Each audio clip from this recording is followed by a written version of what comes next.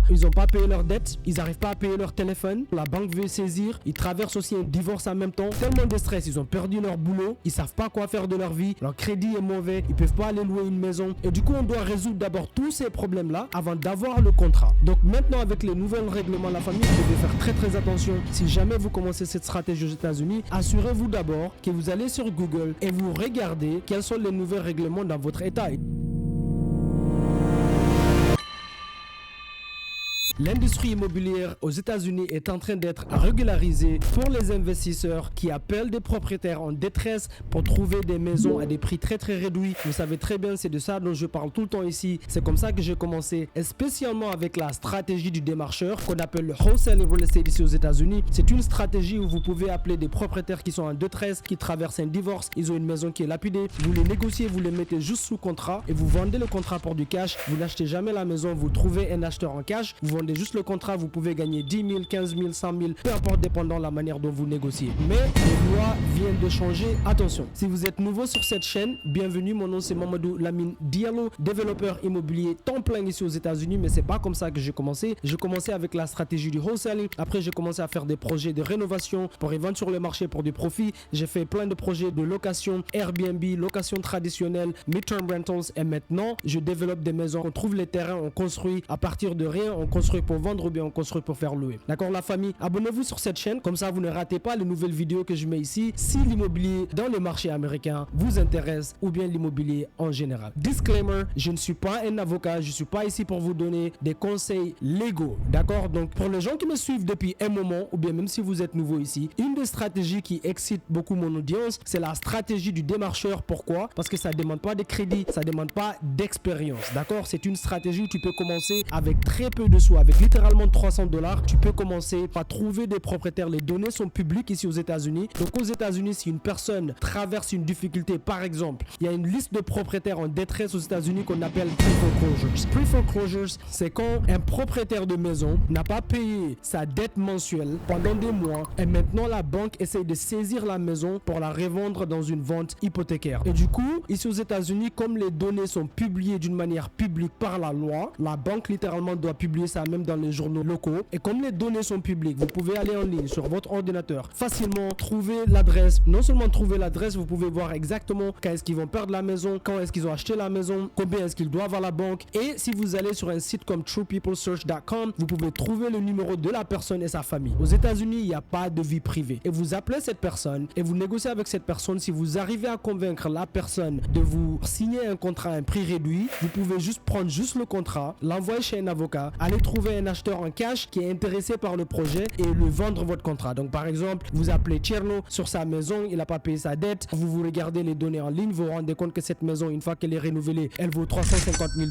Vous appelez Tcherno et vous dites: hey Tcherno, j'ai vu que tu traverses des difficultés avec la banque, j'aimerais acheter ta maison. Et si vous arrivez à convaincre Tcherno de signer un contrat à $150 000 pour qu'il vende sa maison comme elle est, eh bien vous pouvez appeler une autre personne que eux leur temps plein, par exemple un fix and flipper aux États-Unis. Ici, c'est une personne qui renouvelle des maisons à temps plein pour nourrir sa famille, renouvelle des maisons, les revend sur le marché. Vous pouvez l'appeler et lui vendre ce contrat-là à $170 000 par exemple. Et du coup, les 150 000, ça va aller chez le propriétaire de la maison et les 20 000 de différence entre les 150 000 et 170 000 vont aller dans votre poche, vous le démarcheur, et vous n'avez jamais acheté la maison. C'est la personne de cash buyer qui a ramené l'argent, d'accord? C'est ça l'idée. Maintenant, le problème avec cette industrie ici, c'est que puisque tu n'as pas besoin d'expérience, tu n'as pas besoin de crédit, dans beaucoup d'états, tu n'avais pas besoin de licence, mais maintenant, ils viennent de mettre plein de règlements comme à South Carolina, comme à Arizona, où tu as besoin de licence littéralement, puisque d'accord, la barrière d'entrée est très bas, et bien ça attire aussi beaucoup de mauvaises personnes. Qu'est-ce que je veux dire par des mauvaises personnes? C'est des personnes avec une mentalité de je veux devenir riche demain, je les appelle des parieurs. C'est des personnes avec une mentalité de ils sont pas dédiés, ils ont pas la passion, ils veulent pas devenir investisseurs immobiliers temps plein avec passion. Non seulement ça, troisième des choses, ce sont des personnes qui ne s'intéressent qu'à eux-mêmes. Qu'est-ce que je veux dire par là? Quand tu appelles des propriétaires qui sont en détresse, le fait qu'ils sont en détresse, c'est parce qu'ils traversent une difficulté financière, un divorce, une personne de leur famille est décédée, a laissé la maison mais ils n'ont pas l'argent pour le garder. Et du coup, si tu n'es pas là pour trouver d'abord une solution à leurs problèmes avant de recevoir le contrat, ça veut dire que tu es une personne qui s'en fout d'autrui. Et c'est que la loi est en train de dire, il y a carrément une très grosse compagnie en ce moment à Arizona qui est en justice avec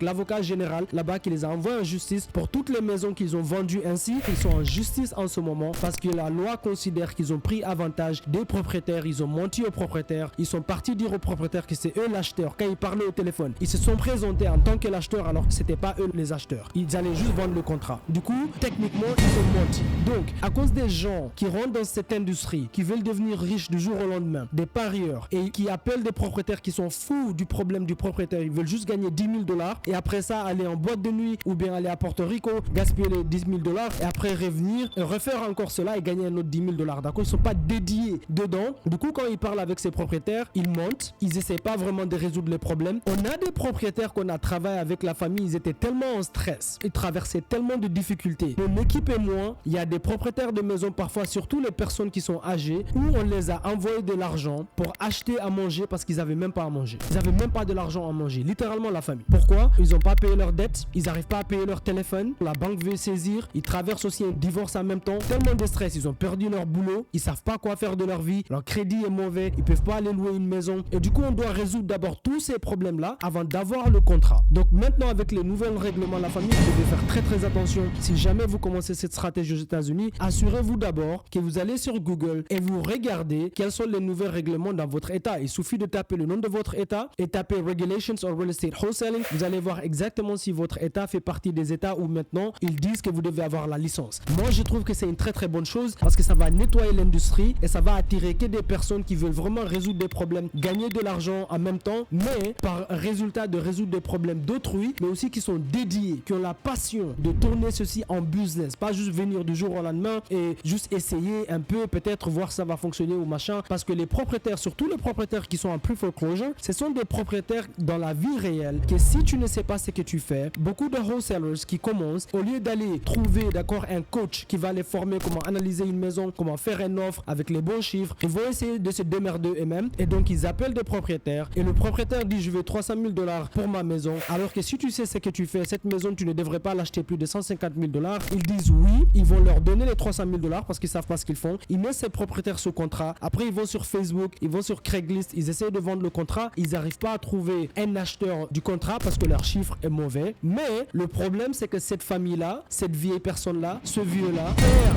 la maison à la vente aux enchères, se retrouve dans la rue à cause d'une personne qui est tellement égoïste et veut gagner 10 000 $ et met en danger une personne dans la vie réelle. Donc la famille, faites attention, ne jouez pas avec, consultez votre avocat local dans tous les états. Vous avez toujours ce qu'on appelle un title company ou bien title attorney. Vous pouvez appeler pour demander est-ce que vous avez besoin de la licence pour faire cela ici. Comme je dis, South Carolina c'est déjà le cas, Arizona c'est déjà le cas, Texas c'est pas encore le cas par exemple, mais ça arrive dans tous les 50 états. Ils vont régulariser l'industrie où maintenant vous avez intérêt à savoir ce que vous faites ou bien vous travaillez avec une personne qui sait ce qu'elle fait.